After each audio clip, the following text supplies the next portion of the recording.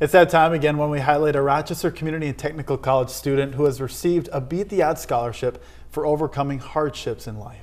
ABC 6 News reporter Roxanne Elias tells us how a father of 5 has gone from sleeping on cardboard to pursuing his dream to work in medicine. Roxanne.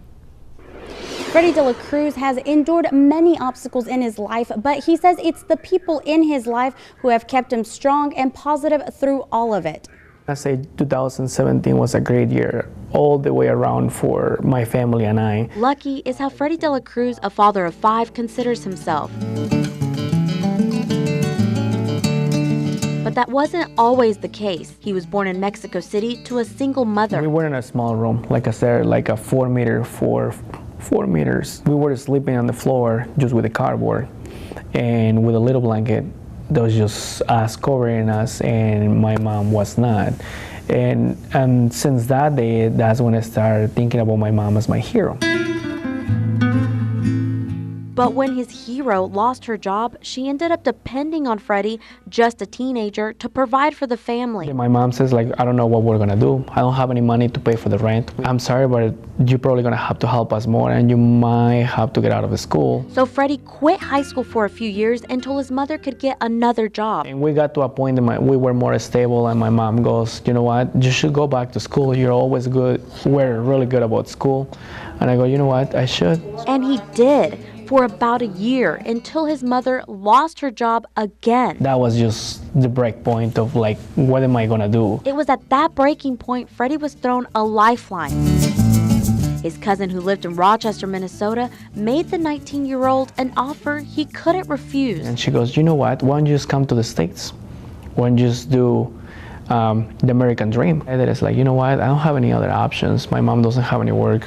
I'm not working. I'm at school right now. My 2 younger siblings need something, and we need to pay for the rent. So Freydi took a leap of faith, crossing the border illegally. His wife Liz says she's not surprised. Very determined, always reaching goals, always pushing himself. But crossing the border didn't come cheap. We got jumped by cholos, you know, like what is that called? Gangsters, like Mexican gangsters.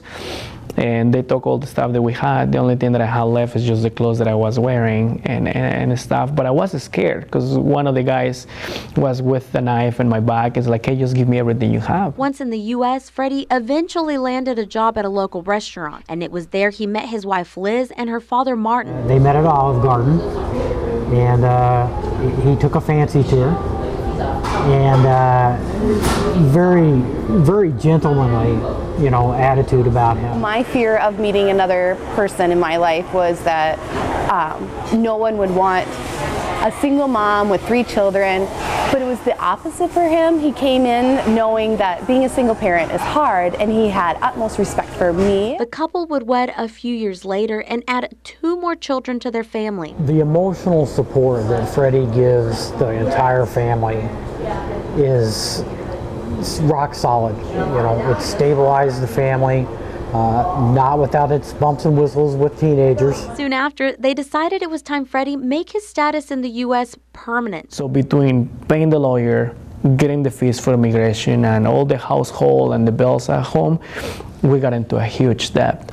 A huge debt. The father of 5 was sent back to Mexico for about 6 months until his paperwork cleared. We went through struggles, definitely. It's a time Freydi credits his wife for keeping the family above water. It's funny, he contributes it to me, but I always tell him it's a team effort. You know, we did this together. Last July, I became a citizen of the United States. It was a long journey. It was something that I never thought that I would do it when I came to the States. But the journey didn't stop there. There wasn't a purpose to his job and to make a difference. He wanted to make a difference in people's lives. So in 2016 is when he decided to get his GED. And then that way he could move forward so that he could start school last year. He's now attending RCTC with aspirations of working in the medical field. This past December, he had the chance to go back to Mexico and visit with his family. It was 6 years ago last time I see them. But right now they're doing pretty good. I want to say things are turning in a completely different way. Reason enough, in Freydi's words, to call 2017 a great year all around. I mean, you go through trials and tribulations and they're tough, but it makes you stronger.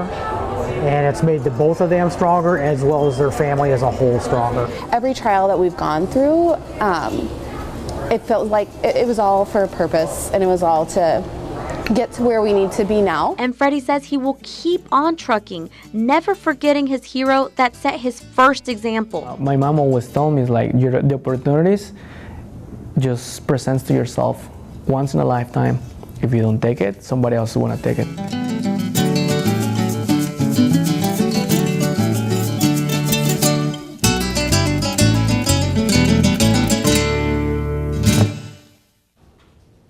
Freydi is currently in his 4th semester enrolled in school. He says he knows he has a long road ahead of him, but he's ready to take the challenge. Back to you.